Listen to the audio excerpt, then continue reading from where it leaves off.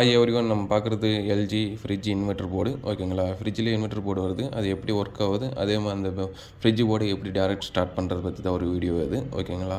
இப்போ பார்த்தீங்கன்னா ஆல்ரெடி நான் சப்ளை கொடுத்து ஆன் பண்ணி வச்சுருக்கேன். அப்போ என்னென்ன பார்த்தா இந்த ரெட் கலர் ஜாக் பார்த்தீங்கன்னா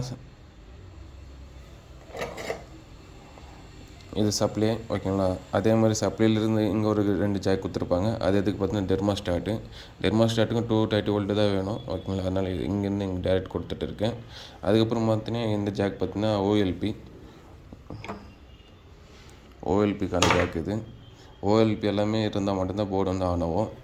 இது மாதிரி நீங்கள் ஃபஸ்ட்டு டேரெக்ட் கொடுத்தீங்கன்னா ஸ்டார்ட் ஆகுது இல்லைன்னு உங்களுக்கு ஐடென்டிஃபை வரும். அது எப்படி உங்களால் கண்டுபிடிக்க முடியும் பார்த்தீங்கன்னா இங்கே ஒரு எல்இடி இருக்கும் சின்னதாக, எஸ்எம்டி டைப்பு.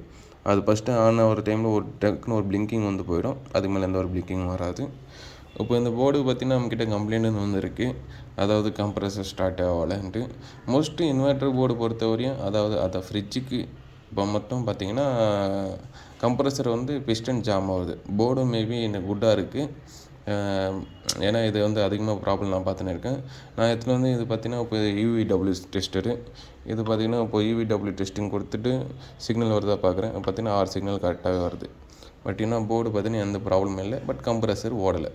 அப்போ எப்படி நம்ம ஃபைண்ட் அவுட் பண்ணுறது? ஏன்னா அது பிஸ்டன் தான். ஏன்னா நீங்கள் அது ஓம்ஸ் வேல்யூ எது செக் பண்ணாலும் வேல்யூ கரெக்டாக தான் காமிக்கும் கம்ப்ரஸர்.